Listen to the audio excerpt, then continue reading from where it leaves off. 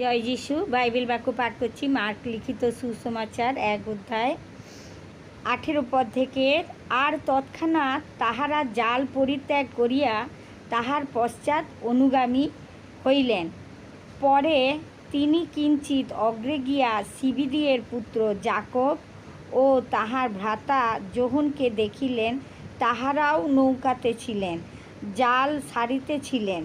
তিনি তৎক্ষণাৎ তাহাদিগকে ডাকিলেন, তাহাতে তাহারা আপনাদের পিতা সিবদিওকে বেতনজীবীদের সঙ্গে নৌকায় পরিত্যাগ করিয়া তাহার পশ্চাৎগামী হইলেন। প্রভু তার আপন বাক্য দ্বারা আমাদের প্রত্যেককে আশীর্বাদ করুন। তাহলে এখানে বাক্য কি বলছে?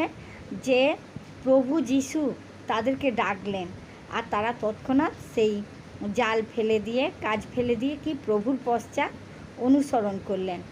এখন যারা আমরা প্রভু যিশুতে বিশ্বাস করেছি, এখন সেই প্রভু যিশুই আমাদের ডেকেছেন, আমাদের মনোনীত করেছেন, তাই আমরা তার পশ্চাৎ অনুসরণ করে চলছি। এখানে কোনো জাতি ধর্ম কোনো কিছু নেই।